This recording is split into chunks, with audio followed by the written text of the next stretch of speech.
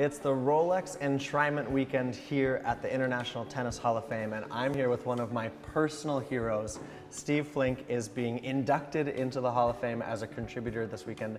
Congratulations, Steve. Nick, thank you, and thanks for the billing. I appreciate the compliment. Absolutely. Well, Steve is a preeminent journalist, historian. You've written a couple of tennis books as well, worked for Yes. World Tennis Magazine, Tennis Week, and now tennischannel.com. Now, behind us, we've got some of your recent credentials, but we just covered Wimbledon. What number of Wimbledon was that for you? 50.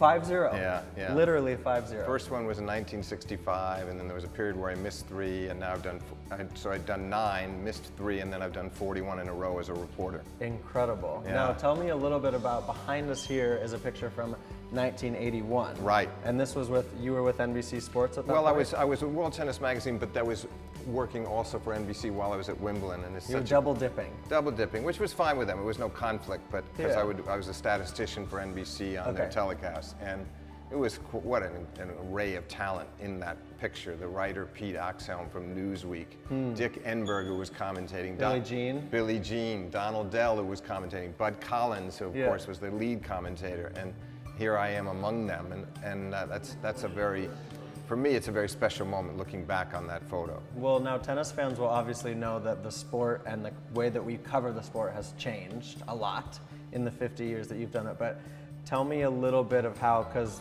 actually in the museum as well is your typewriter that you used to carry. Yes. I mean, that thing is, you used to lug that thing around, right? I did. I was a long holdout, Nick, on the typewriter. You have no idea. I didn't go under a computer until 1997, believe it or not. Now, by then, I couldn't use the portable typewriter anymore. I had to use an electric typewriter, but I had something about the feel and the keys and just being wedded to that way of working. So it made sense that when they asked for a typewriter, fortunately, we still had one of the early ones. And tell me, because I'm of the Twitter generation now, right? You would write on your typewriter and then fax it in or call it in, or how would you actually file? Yes, I would fax it in. The people at Tennis Week were so kind, they probably should have told me that was unacceptable, but they didn't. And I would fax in the piece having typed. Now, it would come in very clean. I made sure there were no typos, and so they didn't have work to do from that end, but they still had to put that onto their computer. Right. And yes, for a long time, that's how we did it. Right.